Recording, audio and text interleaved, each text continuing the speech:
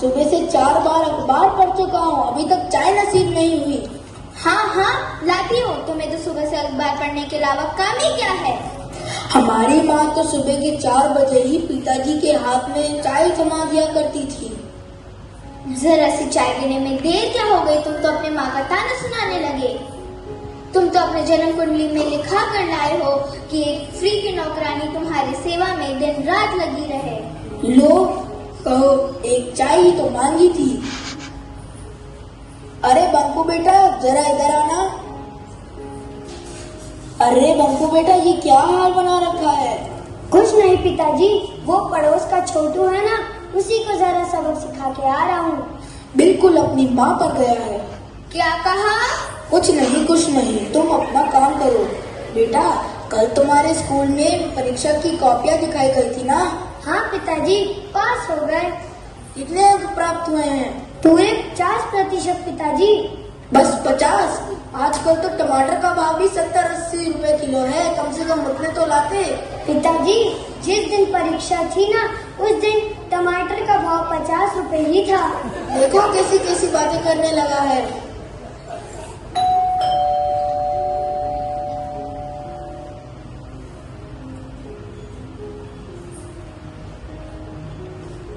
नमस्कार शुक्ला जी। अरे नमस्कार गुप्ता जी, कैसे आना हुआ? यह लीजिए पहले लड्डू खटकिए। अरे गुप्ता जी किस खुशी में खिला रहे हैं आप लड्डू? भाभी जी ने नहीं बताया क्या? बिटवा के 95% अंक आए हैं 5वीं कक्षा में। अरे बेटा अंकल के पैर छुओ। बड़े अच्छे संस्कार हैं आपके बेटे के और होनहार भी है। अंकल हमारे स्कूल में बहुत सारी अच्छी बातें सिखाई जाती है बच्चों को, जैसे अपने माता पिता का पैर दबाना, उन्हें स्कूल की सारी बातें बताना और अपने से बड़ों का सम्मान करना। अरे वाह बेटा, तुम्हारे स्कूल में तो बहुत अच्छे संस्कार सिखाए जाते हैं बच्चों को। अरे बैठिए गुप्ता जी। अरे सुनती हो, जरा चाय नाश्ते की व्यवस्था करो, गुप्ता जी आए हैं। हाँ आज तो मुझे रसोई घर में तपाकर ही मानोगे। भाभी जी थोड़ा गुस्से वाली लगती है। अरे नहीं, ऐसी कोई बात नहीं है गुप्ता जी। चलते हैं शुक्ला जी, फिर बातें कभी और होते रहेंगी।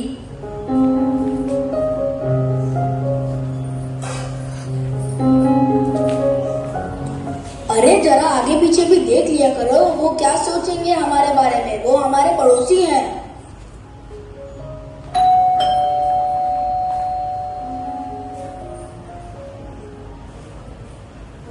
नमस्ते शुक्ला जी, और कैसे हैं? ठीक है वर्मा जी, कैसे आना हुआ? वो तो हम बस धनिया मांगने आए थे। धनिया रसोई घर में नहीं है, आप जाइए। एक बार भाभी जी से पूछ लेते हैं। रसोई घर में खाना मैं बनाता हूँ, धनिया नहीं है, आप जाइए।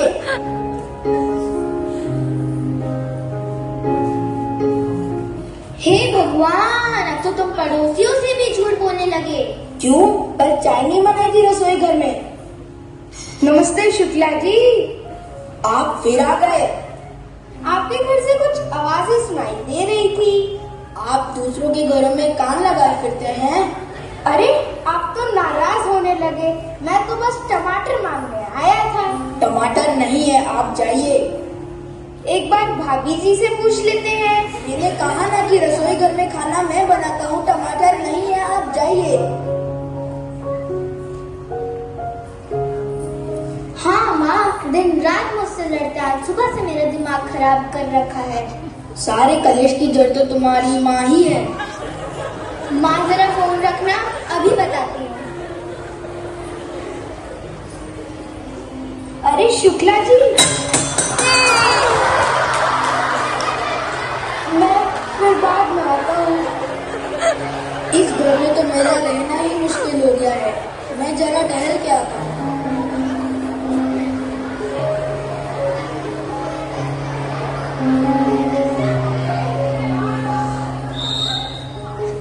नमस्ते शुक्ला जी, आज आप बड़े चिंतित दिखाई दे रहे हैं।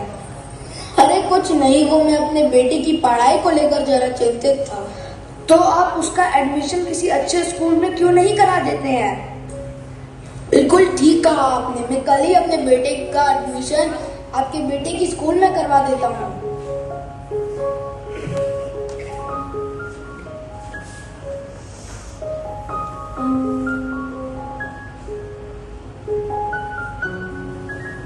क्या मैं अंदर आ सकता हूँ? आइए बैठिए। मैम, मैं अपने बच्चे का एडमिशन इस स्कूल में करवाना चाहता हूँ। सर, आपको बच्चे का टेस्ट दिलवाना होगा। आप कल बच्चे को लेकर विद्यालय आ जाइए। ठीक है मैम, मैं कल अपने बच्चे को लेकर आता हूँ।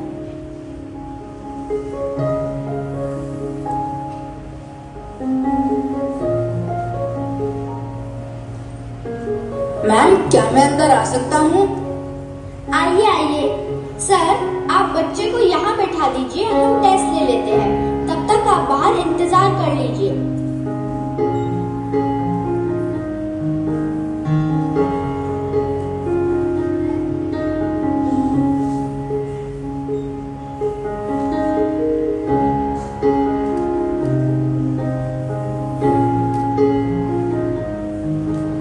विवेक, इस प्रश्न पत्र में कुछ सवाल पूछे गए हैं। उनके जवाब आपको देने हैं और अंतिम प्रश्न का जवाब देते हुए आप अपने दादा दादी जी के बारे में एक लेख लिखेंगे जो सत्य पर आधारित होगा। ठीक है मैम।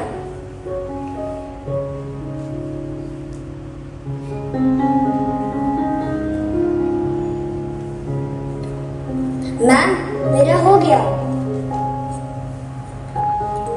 अब आप बाहर जाकर इंतजार कीजिए।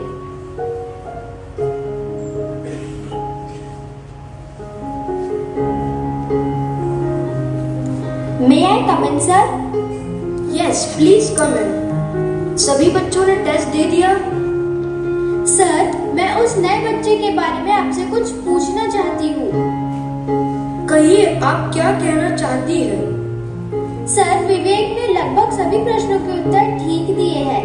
अंतिम प्रश्न जो कि एक लेख था, अपने दादा दादी पर लिखने के लिए उसी प्रश्न का उत्तर पढ़ते हुए मैं बहुत चिंतित हूँ। अच्छा, ऐसा क्या लिखा है? मुझे उसकी कॉपी दिखाइए। ये लीजिए सर, आप पढ़ के देख लीजिए।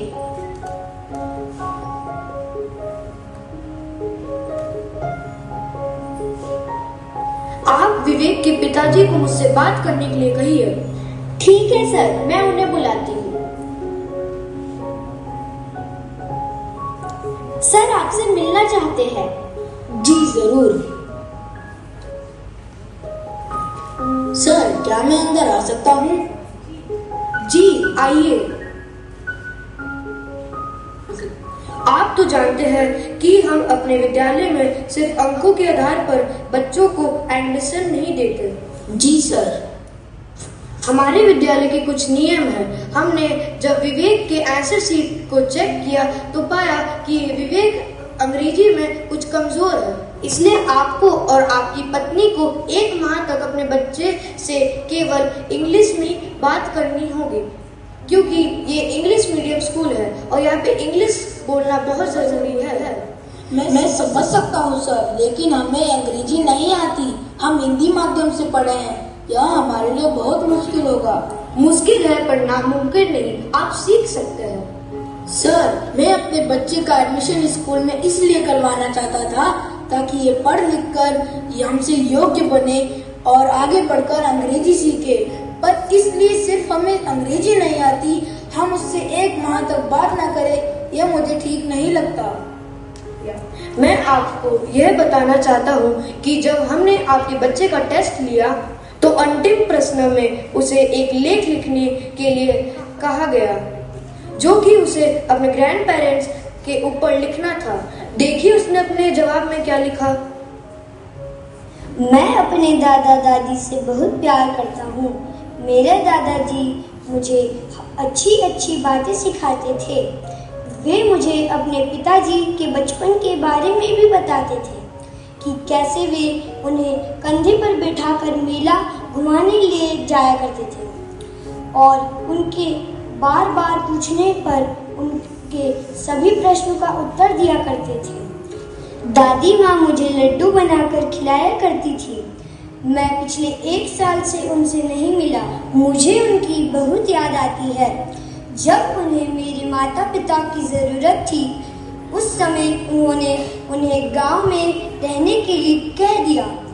मेरी माँ उन्हें पसंद नहीं करती, मुझे उनसे फ़ोन पर बात भी नहीं करने देती। एक बार दादाजी ने पिताजी से 3 बार एक ही सवाल पूछा। उस पर पिताजी बहुत भड़क गए और उन्हें गांव जाने के लिए कह दिया। दादाजी को शायद अब कम सुनाई देता था। जब मैंने उनसे पूछा, दादा दादी अब हमारे साथ क्यों नहीं रहते, मेरे माता पिता ने कहा कि वे पुरानी सोच के हैं। वे गांव की भाषा में बात करते हैं। अगर तुम्हें उनके साथ रहोगे तो तुम्हारी सोच भी उनकी तरह हो जाएगी। मैं आपकी इंसल्ट नहीं करना चाहता, लेकिन आप खुद सोचिए, आज जो सुविधा आप अपने बच्चों को देना चाहते हैं, आपके समय में आपको वह सुविधा मिली थी? आपके समय में टेलीविजन था, आज मोबाइल फोन और इंटरनेट है। शायद आप अच्छे से मोबाइल फोन चलाना भी ना जानते हो, लेकिन आपका बच्चा बहुत अच्छी तरह जानता होगा। आप खुद सोचिए, क्या आपकी सोच और आपकी बेटी की सोच एक जैसी है? फिर आपने उसे उसके दादा दादी से क्यों दूर रखा हुआ है? शायद यही कारण है कि वह अपने पढ़ाई में अच्छे से ध्यान नहीं देता है और आपकी बात नहीं मानता। सर, मैं बहुत शर्मिंदा हूँ और आपको यह विश्वास दिलाता हूँ, जो गलती मुझसे और मेरी पत्नी से हुई है उसके लिए मैं जरूर अपने माता पिता से माफी मांगूंगा।